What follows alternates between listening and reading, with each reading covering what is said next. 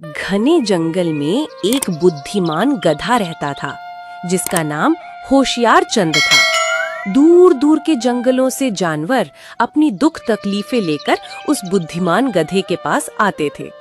अरे होशियार चंद जी, मैं पंजाब के जंगलों से चल कर आया हूँ। मेरा बेटा बहुत ज्यादा मोटा हो गया है। वो सारा दिन घर के अंदर ही खाता रहता है। आप कुछ मेरे बेटे के लिए दवाई बताओ जिससे वो एकदम स्लिम हो जाए। मैं बहुत दूर से चल कर आया हूँ। अरे आप पंजाब के जंगल से आए हो क्या? मुझे वैसे भी लग रहा था कि आप शायद पंजाब से हो। वो भाषा ही इतनी सौंडी है ना पंजाब की, वो दूर से पहचान में आ जाती है। अब मैं आपके बेटे के लिए एक देसी नुस्खा बता रहा हूँ, मेरी बात को ध्यान से सुनना। ठीक है जी, ठीक है।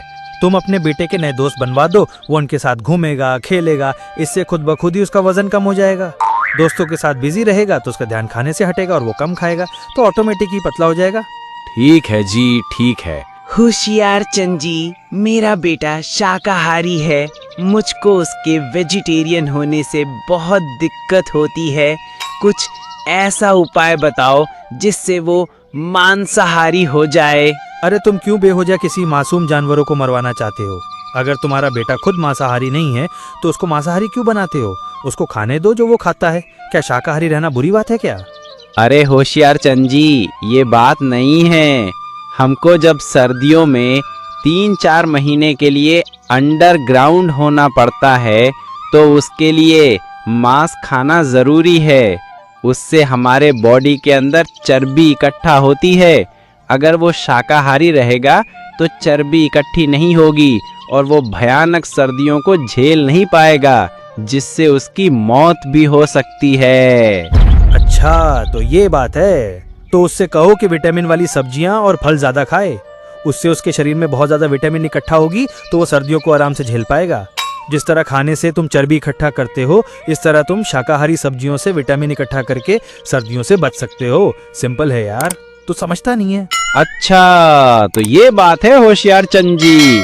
अब मैं भी शाकाहारी बनने की कोशिश करूंगा और मैं भी खूब ताजा ताजा सब्जियां और फल खाऊंगा, वो भी शहद के साथ। ओजी होशियारचंद जी, हमारा बेटा खाना खाने के बाद वो हमारे जैसी गोल गोल पॉटी नहीं करता है, वो गाय भैंसों जैसी पॉटी करता है। ये बात मेरी समझ में नहीं आ रही है। अरे तुम दिक्कत क्यों लेती हो?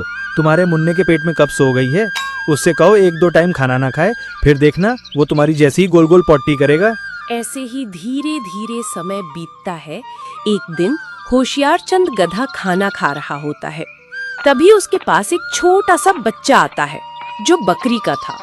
अरे कौन हो तुम और तुमको क्या चाहिए? बताओ, किस लिए आए हो यहाँ पर? अरे होशियार चंद जी, बहुत भूखा हूँ, कुछ खाने के लिए दीजिए ना। बहुत दूर से पैदल चलकर आया। पर बेटे, तुमको देखकर लगता नहीं है तुम बहुत दूर से पैदल चलकर आए हो। फिर भी कोई बात नहीं है, तुमको भूख लगी है तो खाना खा लो। फिर से क्या नाम है तुम्हारा? मेरा नाम क्या है जी? मेरा नाम बांकू है जी। अरे बेटे, अपना नाम बताने में इतना झिझक क्यों रहे हो?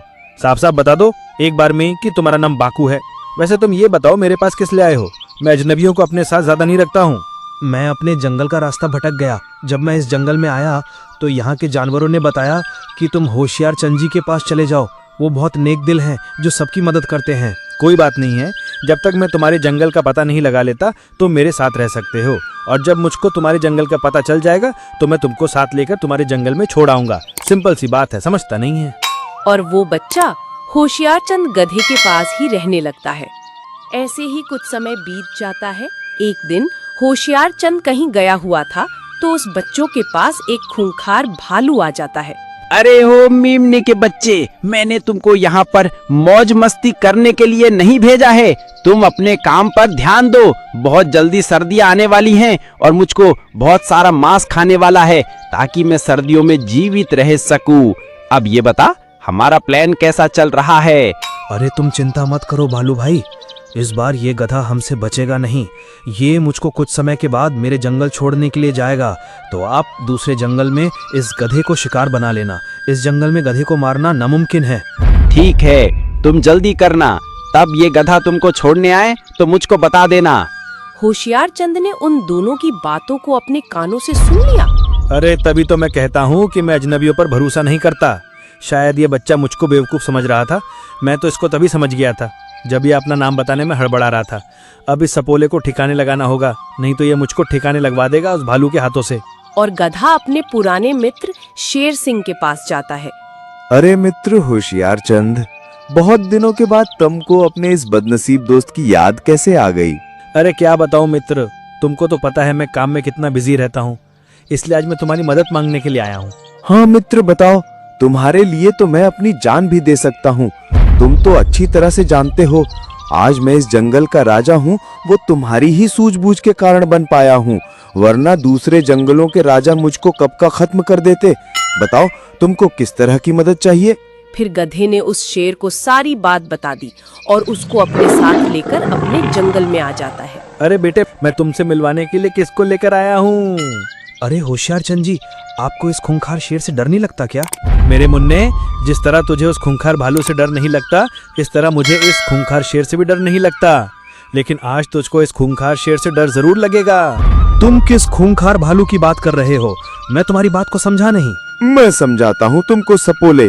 जिस तरह तू उस भालू से मिलकर मेरे दोस्त को मारना चाहता था, मैं उसकी सजा तुझको देने आया हूँ। ये मेरा परम मित्र होशियार चंद है, इसके लिए मैं किसी की जान ले भी सकता हूँ और अपनी जान दे भी सकता हूँ। और इतना बोलकर शेर ने उस मेमने को अपना भोजन बना लिया। अरे वाह मित्र, तुम्हारी मदद भी हो गई और मेरा पेट भी भर गया। बड़ा टेस्टी मांस था इस धोखेबाज का तो। अरे मित्र, अभी तो पार्टी और भी बाकी है। क्या इसके दोस्त भालू का मांस चखना नहीं चाहोगे तुम, जो कुछ ही समय में यहाँ पर आने वाला है? हाँ क्यों नहीं मित्र, आने दो, लगे हाथ उसको भी निपटा ही देता हूँ, फिर तुम टेंशन फ्री रहना। और जैसे ही दिन ढला और अंधेरा हुआ, भालू वहाँ पर आ गया। अरे ओ मेमने के बच्चे, एक गधे को मेरे पास लाने में तुमको इतना समय लग रहा है, इससे अच्छा होगा कि मैं तुमको ही अपना भोजन बना लूं। तुमको कष्ट करने की जरूरत नहीं है मेरे दोस्त, उसको मैंने पहले ही अपना भोजन बना लिया है। और अब बारी तुम्हारी है, तुम अपने आप को बचा सको तो बचा लो। तुम क्या जानते हो तुम्हारे और मेमने के घटिया प्लान के बारे में हमको नहीं पता। अरे मूर्ख, कुछ तो सोच समझ लेता कि हमारा नाम होशियार चंद ऐसे ही नहीं है। हमने पूरी दुनिया की होशियारी अपने कब्जे में ले रखी है और तू हमको ही अपना भोजन बनाने को चला था। शेरराज, इसको भी इसके परम मित्र मेमने के पास पहुंचा दो। गधे का हुक्म मिलते ही शेर ने उस भालू को भी ठिकाने लगा दिया। मित्र, अगर आज तुम नहीं आते तो मैं जीवित नहीं होता। तुम्हारा ये एहसान कैसे चुकाऊंगा मैं? कैसे नहीं आता मित्र, तुम बुलाओ और मैं नहीं आऊं, ऐसा कभी हो सकता है क्या? वैसे भी अजनबियों को पास रखना खतरे से खाली नहीं होता। बच्चों, किसी पर आंख बंद करके भरोसा करना अच्छी बात नहीं होती।